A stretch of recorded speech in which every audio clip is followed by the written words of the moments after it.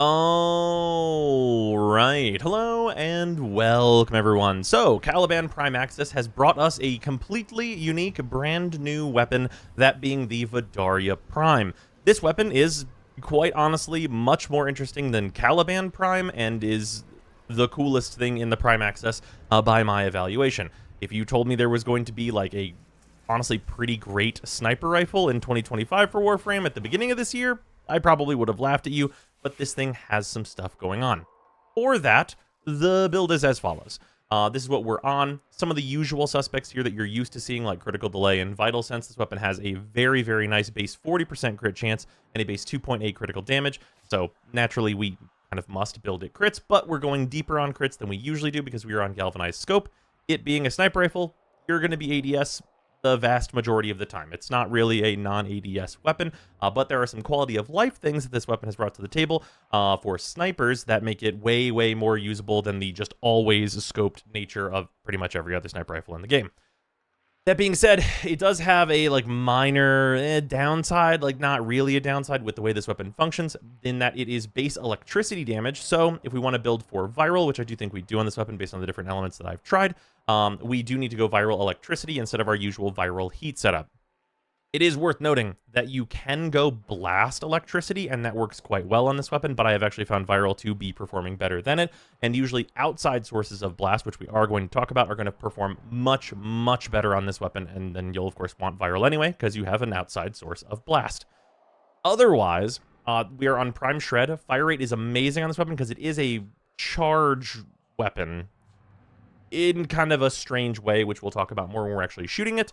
But we do want a bunch of fire rate, and the punch through is very helpful as well for just clearing out lines of enemies on getting those nice collaterals. We're, of course, on Prime to Deadhead. I don't think anyone's going to be surprised that the sniper rifle probably wants to use this. I will note that you're not going to lose that much by using Merciless here, and there are a couple of different Warframe interactions where you might actually want to switch to Merciless because you're going to be getting far fewer headshots with ragdolled enemies and the like.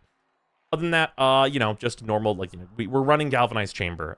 This weapon does work with Acuity, but Acuity, it's not multiplicative anymore on any different weapons. They didn't fix it to be multiplicative with everything like I was hoping they would.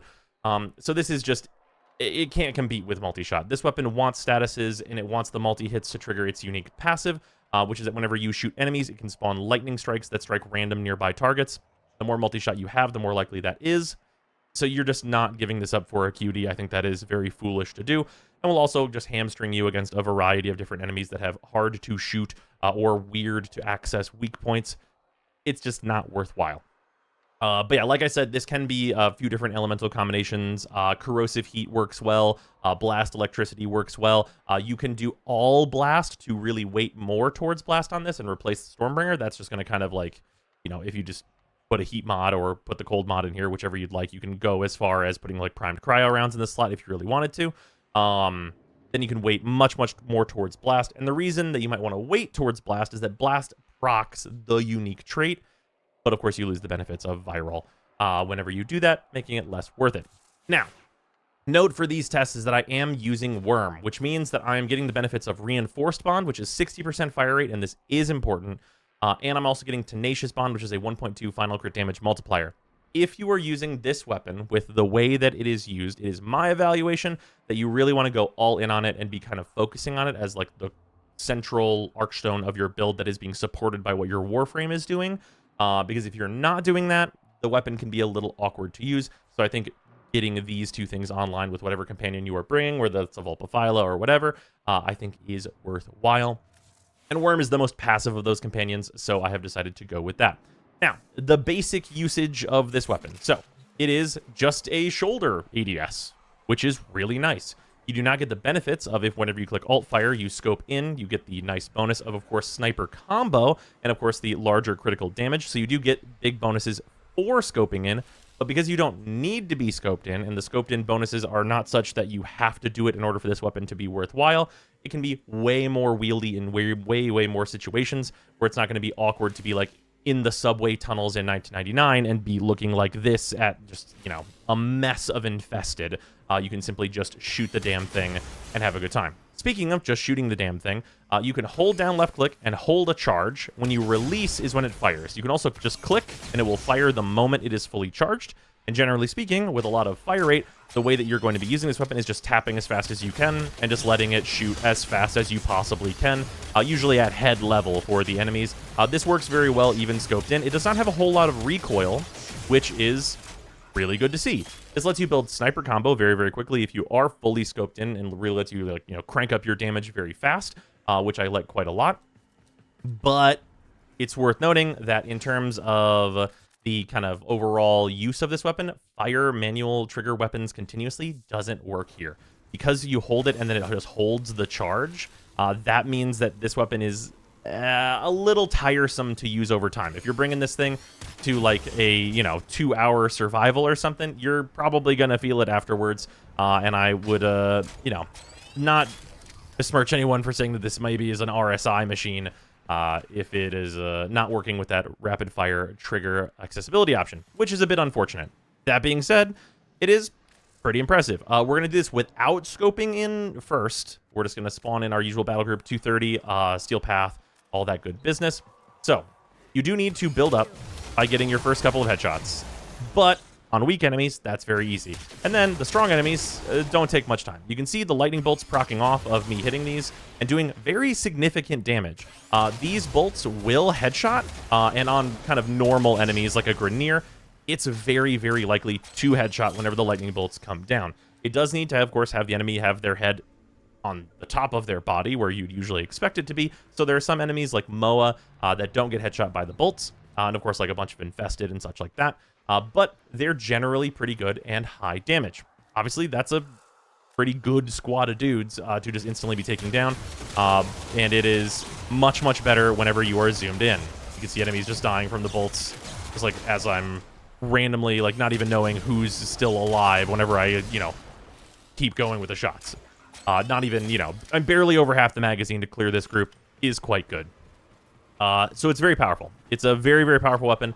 And there are a number of synergies with it, all of which, I will say up front, I do not think are too strong. I think they're fun, but they're cool and fun and not busted. They maybe look busted, they look really cool and flashy, but I don't think any of them are like broken interactions that would need to be nerfed, especially because this is an MR15 weapon. If you're putting like the synergy pieces together for this, I think you should be rewarded for that, honestly. So, synergy points are Nova's 4 can continue to proc lightning. That's the first one we're going to talk about here. It is nice. Like the blast that comes off of this will continue to proc more lightning. It's like a very light synergy here, but it's very nice. It's fun, and it works pretty well. Obviously, the larger and more compacted a group is, the better it is. You will want some range built on Nova to really make a good use of this, and you're going to get the double damage from her usual 4 debuff, and it's all really nice. Works really well. It's a nice power-up for this, and of course, if you are Slova-ing enemies, it's going to make them a whole lot easier to headshot, so there's a really good synergy point here. But probably the strongest of the synergies that you can do is actually a use case for what Lavos is up to. So normally on Lavos, the thing that I've been up to is replacing his 2 with Breach Surge as of like the last builds video. You might want to consider moving that around if you're planning on doing this, because you will need your second element, which is cold, for this interaction. For that means we don't have a subsume on this slot, but it's the same build that I've been using basically, just with Augur Message swapped into it for a bit more duration, for the additional status duration. But otherwise, same stuff we've been doing with Lavos generally. You could really replace his 3 or, whatever else you'd like to replace instead, or just nothing at all, and that'll work fine with this all up. So for that, the thing that you want to do here is you want to use his 2 and his 4 to give yourself Blast, and then whenever you Valence Infusion the Blast into your weapon, it makes it so that the lightning strikes will always proc Blast, which can proc more lightning strikes, which is quite good. Now, note, whenever I swapped to Lavos, I did lose all like my deadhead buffs and everything, so this is going to be lower power to start here, because you will, of course, always need to build up. But it is pretty fun. Like, you get it going, and it's really going to like go off and like zap a whole lot of enemies. You can get some very fun chaining with this if you have like a really, really large amount of enemies. And it just works. You just keep re-upping your blast, every 30 seconds or so, which is really not much at all. Do your normal, just, Lavos stuff, where it's like, oh yeah, we're going to have a Toxin 4 go out or whatnot, and just capitalize on a lot of statuses. Maybe you've got a different companion, or you've got like a Tazzy set up on Worm that you want to do if you don't feel like you'd want or need the crit damage bonus with this, which you probably don't. You can spread some more statuses that way and then get bonuses out of his 4, and just do some interesting things with the setup of this weapon alongside the just like blast lightning spread that you're doing. And it's a pretty fun one. Probably the most unique thing that Lavos has going for him. There's really no other Warframe that can just force blast like this. You can get a better chance for blast by switching around like the weapon's elements, going on blast, and then moving to a Warframe like Citrine, who is also like an okay synergy point for this. But definitely, I think that Lavos is like the keystone of showing off like, oh, this weapon has like its unique passive can be interacted with other things we can do. It is worth noting that other things that you would think would work really well, and we're just going to show Frost, because Frost has, you know, recent build that we showed where we're using like Zadas and Freeze Force and all that good business. Now, the damage bonuses from Zadas does work with this, but this is not like the Sobek, so this isn't going to like go crazy and have a bunch of like lightning go off because Zadas is interacting as a secondary hit. It does not work with additional hit effects like Toxic Lash or Zadas, which is worth noting, so you don't have to go try that yourself. I already did. This is like, you know, a thing that is still going to be very good, because this is like a lot of buffs to be kicking out on Frost, and you can see the damage is going to be quite solid and is going to be affecting everything. But you're not going to get like all the additional lightning that you'll get from other setups. But it's hard to say that this is particularly bad, as, you know, just having 1.2 million lightning strikes on 90% DR enemies with their armor is 10 million damage is 10 million damage. So that's all well and good. And the nice thing about this weapon, I will say as well, is that because like it doesn't like need acuity to kick out these numbers, you can use it to fight the Murmur no problem. And because it's on electricity, it is actually stronger against those enemies because they're weak to that, which works pretty good. But yeah, it works as like just like a general workhorse. You can, I mean, you can go with like all of your usual other buffs you can do as well. You know, like Garuda and stuff like that. If you want to like have all of your lightning strikes proc slash, which is always going to be fine and good. But it's an interesting weapon overall that I think, I hope deeply that they don't decide to like nerf this, because I think it's cool. I do think that like the quality of life aspect of having to click every single time for each individual shot that you are firing, even whenever you have like the auto fire trigger on, is going to make it so that this is not like really an overused thing, because honestly, for very long missions, you will just get tired of it. Like literally tired. But it's a fun synergy point, I think, for a number of different Warframes that doesn't really get out of control from what I've seen. There might be an infinite loop in here somewhere that I have missed. Very possible. Let me know in the comments if that is the case. But as it stands, it just seems like a really high MR, solid sniper rifle that has some cool and good synergy to it. And it's super fun. I think that I will note at the kind of, you know, the end here, that I do think this weapon, sound design wise, once again, the sound team absolutely kicked it out of the park. Just like nailed it. I think it is excellent. It's like great flavor. I like the break action on this thing for the reload. Like, just absolutely nailed it. Really, really good stuff from just like the visual design of it. This is a weapon where I have not even changed the base colors of it. I think it is maybe the best looking weapon in its default state in the game. Just really, really cool. And super happy with it. But yeah, that's the Vidaria. If you got any interactions that you have found with this thing that maybe I missed, maybe there is something super broken that D's got to patch right now that I did not see, let me know in the comments. But otherwise, we're going to get to talking about the Venado tomorrow, which, while interesting, I'll admit, is not going to be as crazy as the Vidaria.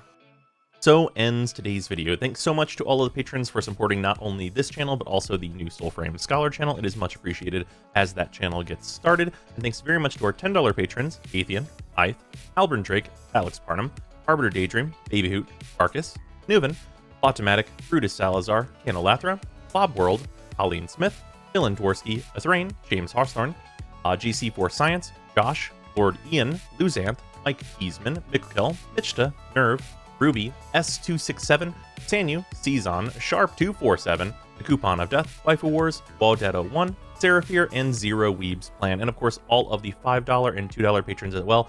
Your support is very much appreciated, and I'll see you in the next one.